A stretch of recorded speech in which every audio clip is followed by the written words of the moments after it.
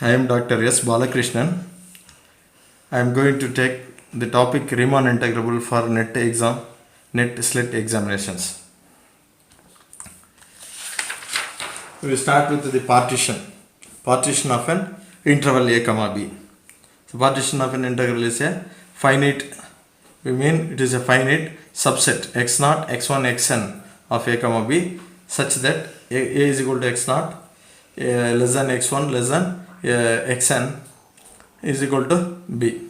That means you have an interval a to b, so we are dividing into x1, so this is considered to be x0 and this is considered to be xn, x1, x2 and x3 dot dot dot. The before interval, the last is x1 xn, before is xn minus 1. That means the partition, every partition divides an whole interval into, if you take n finite set n value n, so it is divided into n subintervals. If sigma and tau are two subdivisions of a comma b, we say that tau is a refinement of sigma. Tau is a refinement of sigma. It is denoted by sigma is contained in tau. That is, sigma is a refinement of tau, means that the subdivision tau is obtained from the subdivision sigma by adding more points of subdivision. That means if you take one value, so a to b is the subdivision sigma, so 3 points. If you add extra points, then it is the refinement of sigma. And next one is the common refinement. It is common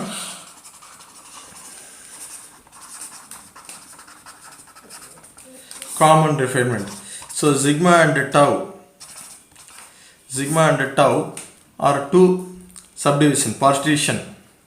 Sigma and tau are two partition. Then the common refinement is sigma union tau. So what is sigma union tau? Let us take AB. So the sigma is the two subdivision. Only we have two subdivision.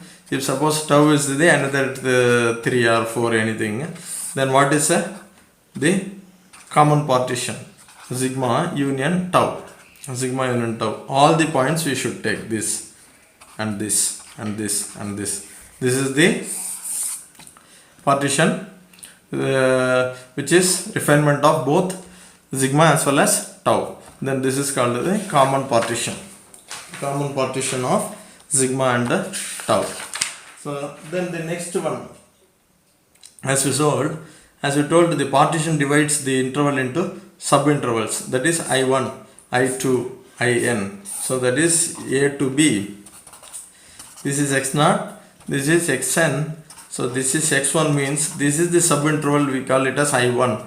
So x2, I1 to I2 is called the x1 to x2 is called I2. So the last interval xn minus 1 to xn, this is In. This subinterval is called In, and the length is denoted by mod xk, or you can denoted by del xk, which is equal to the upper value meant the interval. How will you find the interval? Length of the interval. So for example, a comma b itself, what is the length of the interval? B minus a.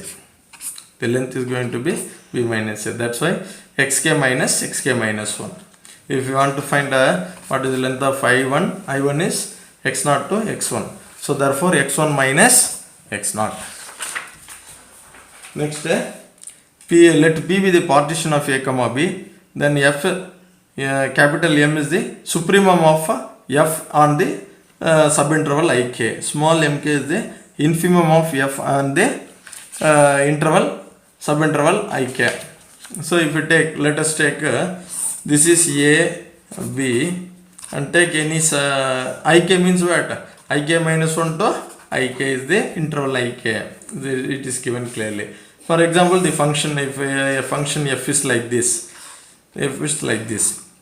what is the minimum? Where is the minimum value? Here is the minimum value. This is called the mk, and maximum value, this is a capital mk. Not only this type of function. Suppose a function is like this. So if you take like this is xk minus 1 to xk, then what is the minimum? This is the minimum mk. And where is the maximum? So this point will be the maximum. So this is capital mk.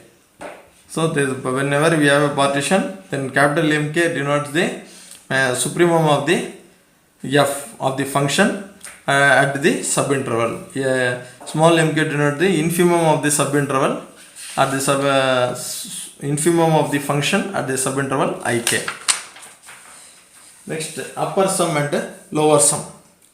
So upper sum, let f be a function, bounded function on a closed bounded interval a comma b, and let sigma be any subdivision of a comma b. We define the upper sum notation is u of f comma sigma, and the lower sum is l of f comma sigma, and the definition is summation k is equal to 1 to n mk into del xk. So the maximum value into del k is the length of the interval. So lower sum is going to be the smallest value into the length of the interval, summation m small mk into del k. Obviously upper sum is always greater than or equal to the lower sum, because you know that what is the relation between capital M and small m. Small m is always minimum. We are taking capital M is supremum by definition. So therefore this is always less than or equal to lower sum is always less than or equal to upper sum. So that is what the one conclusion observation we have made here. And f is a continuous non-negative value on a comma b. The upper sum is the sum of the areas, sum of the n rectangles, areas of n rectangles, each of which has one of the base, del k as the length as the base and the height is the maximum. This is capital mk, and that is the upper sum is the sum of the areas circumscribed rectangles. Similarly, the lower sum is the sum of the areas of the inscribed rectangle. That is given in the example. We will show this definition through example. So now we are taking a f of x. F of x is equal to sin x in the interval 0 comma pi. These diagrams are made using Maple software. I have used the Maple software to illustrate the examples. So this f of x is equal to sin x. What you are going to find is a Riemann upper sum. So upper sum is maximum value. So what is upper sum? U of f comma sigma is equal to, this is divided into two intervals, 0, pi by 2 and pi by 2 and pi. So what is the maximum maximum rectangle? So the notation is mk into del xk. So here the maximum value is this, m1 is this. And what is the next interval? The maximum value m2 is also the same. So therefore the maximum value is at this point pi by 2 only. So sin pi by 2 is 1. So both capital M1, capital M2 are 1. So the value is 1 into the length of the interval. What is the length of the interval? Pi by 2. Plus 1 into the length of the interval again pi by 2. So the value is pi. Pi by 2 plus pi by 2 is pi. So pi is nothing but which is closer to what is 3.14. So the computed it as, but even it is not touching this. So in this point the value is 3.139999 etc. So the subinterval used is 2. That's what in the previous definition they call it as circumscribed. Circumscribed means this curve is covered. This curve is covered by two rectangles. So this is what we can call it as circumscribed rectangles. And the next, the same example we are doing it for 4 subintervals. Same f of x is equal to sin x. Then the value, see in the 2 subdivision we have fully, it looks like a rectangle. So now some area is missing. So next one, if you increase the partition, that is subinterval is 8, the value gets decreased. So it is closer, it is comes closer to the curve from above. Come from above. See, the partition is subinterval is 16, then the value gets again reduced 2.18. So the area of the rectangles are closer to the area of the curve. Now again the subinterval is 64 subintervals, we have less, the integral, this upper sum value is 2.04. So this means again it is very closer to the area of the curve. Again the subinterval 256, the value is 2.01222, like that. So it is closer to the curve, the area, the upper sum value is closer to the area of the curve. So again the subinterval is 1000, then the value of the upper sum is 2.0003, which is very closer to the area of the curve. So it says that the upper sum, so if you increase the partitions, if you increase the refinement partition value, the upper sum is closer to the, it is closer to the area of the curve. So now we are looking for the Riemann lower sum for the same function f of x is equal to sin x. Now the interval is 2, so this is the subdivision pi by 2. So now this is 0, this is pi by 3, this is pi. So x naught equal to 1, x2 is equal to x1 equal to pi by 2, x2 is equal to pi. Now what is the lower point? Infimum. This is small m1, this is small m2. So what is the lower sum? F comma sigma. This is here, it is m1 into del x1, because it is 2 intervals, into del x2.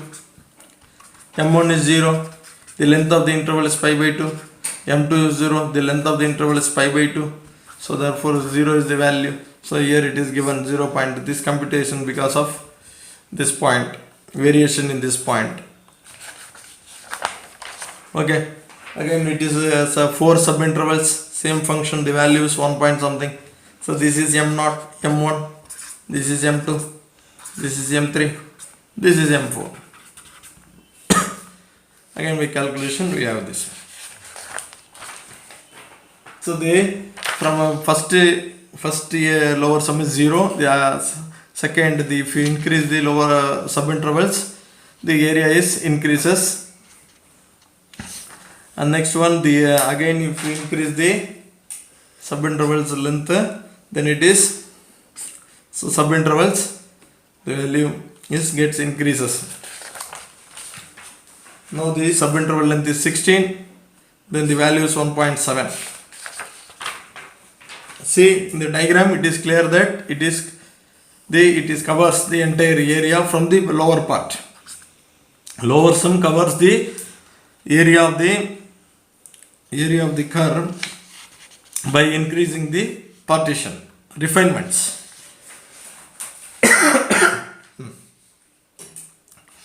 If the subinterval is 256, the value is 1.98. Again the subinterval, 1000 subinterval, the 1.999. So what we can understand from this, we are finding the rectangles. For upper sum it is circumscribed rectangles. For the lower sum we have inscribed rectangles, which is below. So the upper sum, increasing the partitions, the upper sum comes closer to the area of the curve from upper side, and the lower sum it gets to the lower side. Then the result. So upper sum is always greater than or equal to lower sum. So the upper sum, if you increase the refinement, the upper sum gets reduced. If you increase the refinement, if you get the refinement, then the lower sums gets increased. So we know that tau union sigma union tau is the common refinement, is the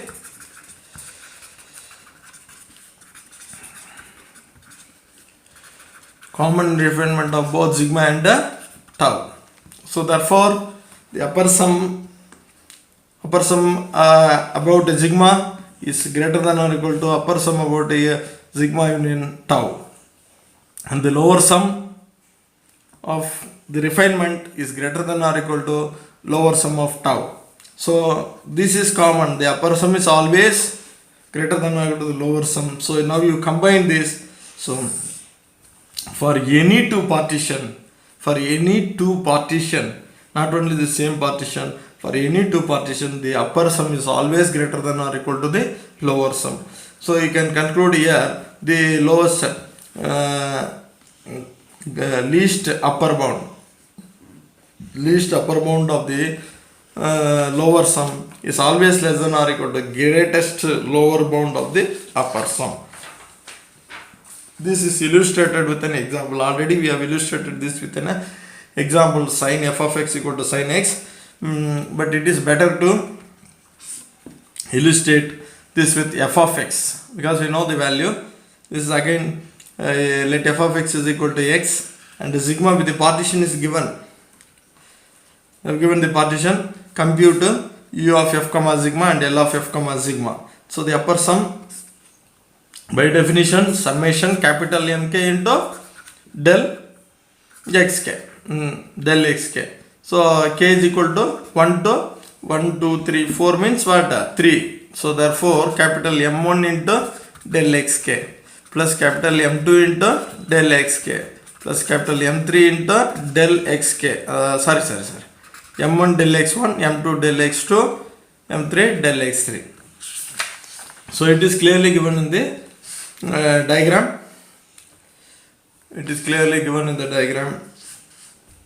So these are the three partition, three in the subintervals, and this is the maximum capital M1, this is the maximum capital M2, and this is the maximum capital M3. So this is the curve f of x is equal to x. So therefore we know that this is 1 by 3, this is 2 by 3. So what is M1 value? F of x equal to x means the same value, 1 by 3. M2 is equal to f of x equal to x means 2 by 3. So here it is M3 is equal to 1. So therefore this is the length of the subintervals, and this is M1, this is M2, this is M3. So therefore after computation we are getting 2 by 3. And then the lower sum, summation small mk into del xk. So here also M1 del x1 plus small m2 del x2 plus small x3 del x3. These are the three values. So this can be easily seen from the diagrammatic representation. This is small m1, this is small m2, and this is small m3. So what is m1? 0. What is m2? This is 1 by 3, this is 2 by 3, this is 2 by 3. So this is 1 by 3, this is equal to 2 by 3. So therefore these are the length of the subintervals, and this is small m1, m2, m3. Therefore the computation says that the lower sum is 1 by 3. So it is easy to see that the lower sum is always less than or equal to the upper sum. So the next example is x square. F of x is equal to x square, and with the same subdivision, and you have to find the upper sum and lower sum. So upper sum u of f comma sigma is equal to 1 by 9, 1 by 3. So using this diagram, this is 1 by 3, this is 2 by 3. So what is this? F of x is equal to x square. So this is capital M1. 1 by 3 whole square is 1 by 9. This is here the highest value is M2, this point. 2 by 3 whole square, which is 4 by 9. Here from this interval the highest value is this, that is M3 is equal to x square 1 square, it is 1. So that is the length of the interval is 1 by 3, 1 by 3, 1 by 3, and the capital M1, capital M2, capital M3, capital M3. So we are getting the upper sum as 14 by 27. Similarly, the lower sum, this is the length of the sub-intervals, and the this is the small m1, this is small c. In this area, in this subinterval, the minimum is this point, so therefore this is m2. In this interval, the minimum point is this m3. So the curve is f of x is equal to x square. What is m1? M1 is 0 itself. If you put x equal to 0, 0 itself. So what is m2? 1 by 3 whole square. This is 1 by 9. What is m3? This is at 2 by 3. The curve at 2 by 3. 2 by 3 means 2 by 3 whole square. So 4 by 9. So therefore m1 is 0, m2 is 1 by 9, m3 is 4 by 9. So 0 plus 1 by 27 plus 4 by 27, which is equal to 5 by 9. Here also we can able to see the lower sum is always less than or equal to the upper sum. So next result, suppose f be a bounded function defined on a comma b, and let small m and capital M be the infimum and supremum of f of x in a comma b. Then for any partition sigma of a comma b, we have m of b minus a is less than or equal to L of f of sigma f comma sigma and u of f comma sigma. That means lower sum is less than or equal to upper sum, which is less than or equal to m into b minus a. So this is nothing but what we can take is the entire interval a comma b. Entire interval a comma b. This is minimum. So the entire interval, and then sigma is going to be the partition refinement of the entire interval. So the lower sum of the refinement, lower sum is less than or equal to the lower sum of the refinement. Like this we have this result. Next one is upper integral and lower integral. Let f be a bounded function on the closed bounded interval a comma b. Then the upper integral a to b bar f of x dx called the upper integral of f over a comma b as the integral a to b bar f dx is equal to the greatest lower bound of the upper sum. The greatest lower bound of the upper sum is called the upper integral. Similarly, the least upper bound of the lower sum is called the lower integral. And then the lower integral is lower integral is see, we know that. So the lower sum is always less than or equal to upper sum. So definitely, so the lower integral is also less than or equal to the upper integral, because the upper integral we are obtained from upper sum, the lower integral we are obtained from lower sum. So the conclusion is the upper integral is always greater than or equal to the lower sum, and it is denoted simply, it is denoted by f instead of f of x into dx. We are simply denoted by f integral lower bar of f, integral upper bar of f. And Riemann integrable, if the upper integral and the lower integrals are same, then you can call it as Riemann integrable, and it is denoted by simple integral a to b f of x dx. And the value of the integral is nothing but the same. And the necessary and sufficient condition, let f be a bounded function on the closed bounded interval a comma b, then f belongs to R of a comma b. That means f is Riemann integrable. So the notation which the standard textbooks they are using is f belongs to R of the interval a comma b. So f is Riemann integrable on a comma b means represented by f belongs to R of a comma b. Then f is Riemann integrable if and only if for each epsilon greater than 0 there exists subdivision sigma of a comma b such that the upper sum is less than lower sum plus epsilon.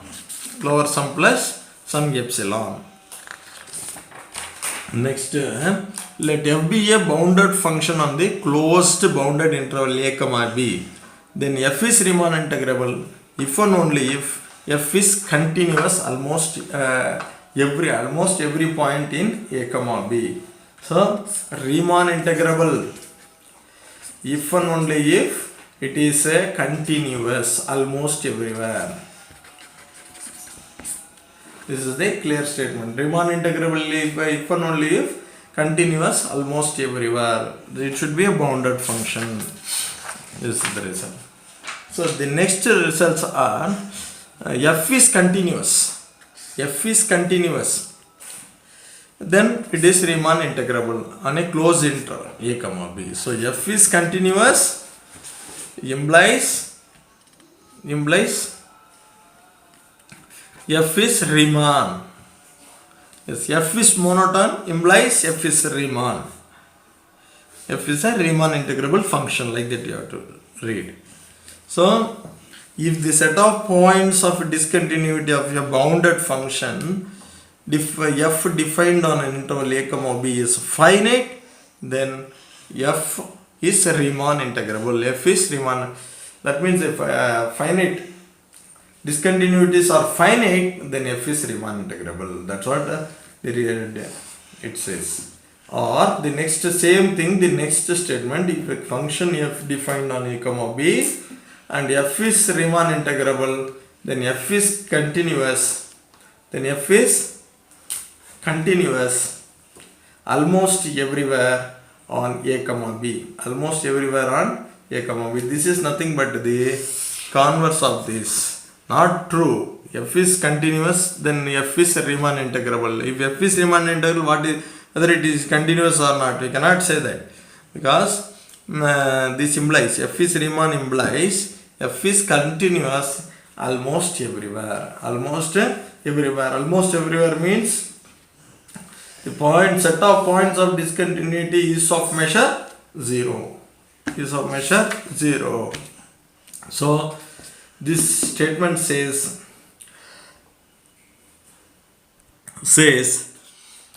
f is Riemann may or may not be, it may or may not be continuous.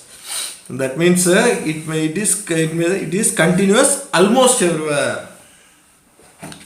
Almost everywhere. These results are important.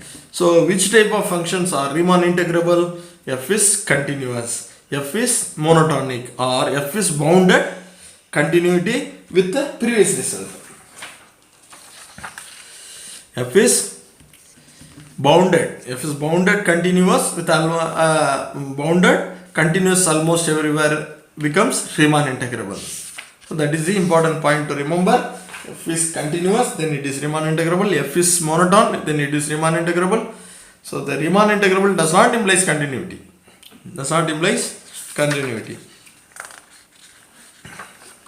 Then some other results.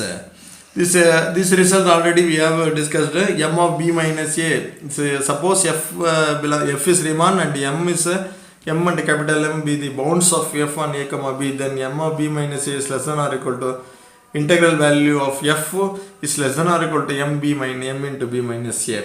If b is greater than or equal to a, and this is greater than or equal to m of b minus a is greater than or integral a to b f of x dx is greater than or equal to m into b minus a if b is less than or equal to a. This is already we have discussed. M of b minus a is less than or equal to the lower sum of f at any subdivision which is less than or equal to upper sum of f at any subdivision which is less than or equal to. So here if we concluded that it is a Riemann, then that lower sum and upper sum is replaced by the integral value. And then the next before that, so we can understand one result is there, one property is there. What is that? F is Riemann integrable on A comma B. F is Riemann integrable on A comma B. Then any subinterval, for example C comma D, is contained in A comma B. Then F is also Riemann on C comma D. That means the A B, if you take any subinterval contained in A comma B, any subinterval contained in A comma B, then F is Riemann integrable on A C comma D. So using that we can prove F is Riemann integrable on A comma B, and A less than C less than S. You take this is A, this is B, and take a point C in between, anywhere in between A comma B. Then F is, by this statement, F is Riemann on A to C, and F is Riemann on C to B, and also integral value of A to B is same as integral value at A to C plus integral value on C to B. If F is Riemann and lambda is any real number, then lambda F belongs to lambda F is also Riemann, and the integral value of lambda F is same as lambda times integral value of F on A comma B. The next property is F is Riemann integrable and G is Riemann integrable. Then we can say F plus G is also Riemann integrable, and the integral value of F plus G is same as the sum of the integral values. And F is Riemann integrable and F of x is greater than or equal to 0 almost everywhere, then the Riemann integrable is also greater than or equal to 0. F is Riemann integrable on A comma B, G is Riemann integrable on A comma B, then F is less than or equal to G, then the integral value is also less than or equal to G. F is Riemann integrable, then mod F is also Riemann integrable. The integral modulus of integral value of F is less than or equal to integral value of mod X. And next property is F is Riemann integrable and the B is less than or equal to A. Integral A to B, F is going to be minus integral. So F is Riemann integrable means the integral value B to A F of x, we can find F of x dx. Then if you want to find what is A to B F of x dx, which is a minus integral B to A. The next property, if F is continuous on the closed bounded interval A comma B, if F of x is greater than or equal to 0 and C F of C is greater than 0 for some A comma B, that is in the interval A comma B there is a point C which is which value is non-negative, non-zero value, and that means if you take, if F is like this, or you can take a point C which has positive value, then it will be the like this A and B. So what it says, there will be some positive area. So integral represents area under the curve.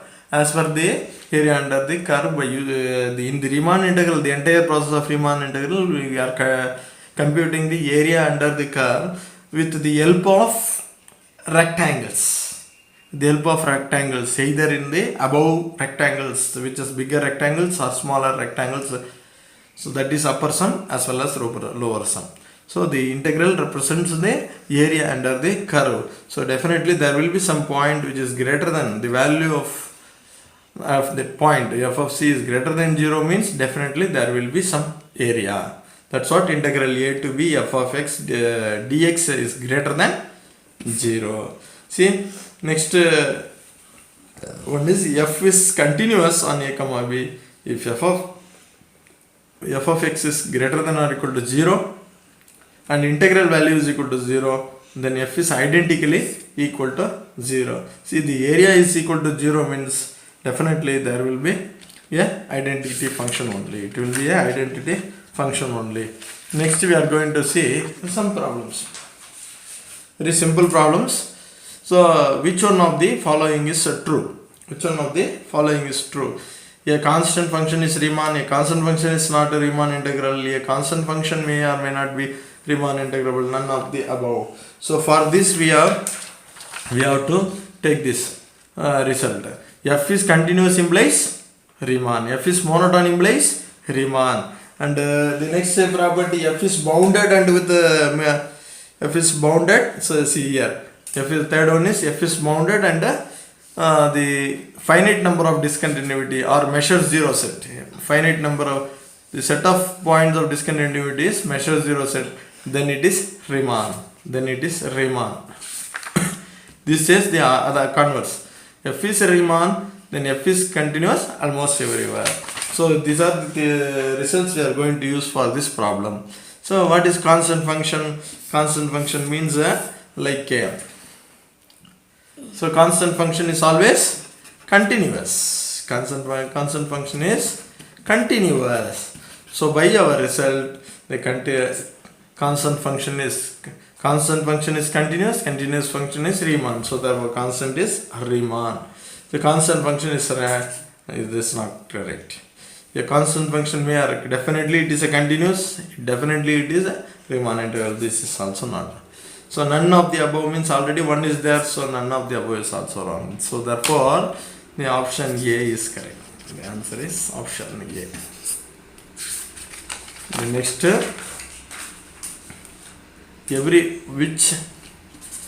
which of the following are true?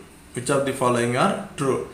Every continuous function is integrable, every continuous function is differentiable, every Riemann integrable is continuous, every differential function is continuous. So first we are looking for differentiability. So we know that differentiability implies continuity. Continuity does not imply differentiability. Differentiable implies, that means every differentiable function is continuous. First one is correct. Sorry, last one is correct. So every continuous, the converse is not true. So this is not the value. And by the definition, by the result, we have continuous functions are Riemann integrable. So first one is correct. Every continuous function is integrable. So every Riemann function is not fully continuous. Continuous with some discontinuity. Measure zero is discontinuity. Set of measure zero discontinuity. So this is also not correct. So 1 and 4 is correct. So this is option answer B, 1 and 4. The next one is, let f be the function defined on a comma b by f of x takes the value 0 for irrational and 1 for rational. Let a and b be the upper and lower sum respectively of f on a comma b. Then a, these are the 4 options given. So before going to find Riemann integrable, we have to find Riemann sum. Upper sum and upper integral and lower integral, we have to find upper sum and lower sum. So first, what is the upper sum value? U of p f comma sigma. So take the line. So 0 to 1. So take any subinterval sigma. So in the subinterval at least one point will be rational. So it has the maximum 1. So 1 into del x1 we have, 1 into del x2 we have, plus dot dot dot del xn, 1 into del xn. So del x1 plus del x2 plus dot dot dot del xn is going to be the length of the whole interval, that is 1 minus 0, which is equal to 1. So if you take any sigma, any partition, the upper sum is always 1. So what is the lower sum? Lower sum L of f comma sigma. So in this partition, there will be at least one irrational number. So therefore the minimum is 0 always. So del x1 plus 0 into del x2 plus dot dot dot plus 0 into del xn. So the value is 0. So for any partition, the lower sum is 0. So what is the upper integral? A is equal to 0 to 1 bar, f dx is equal to what?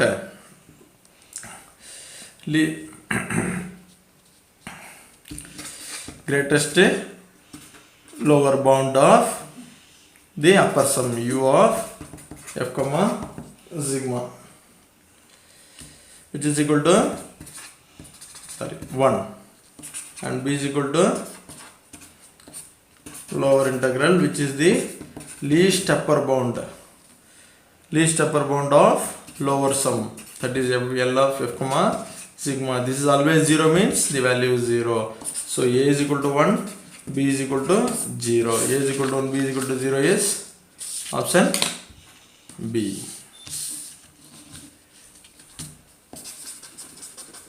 Answer is B. None. Thank you.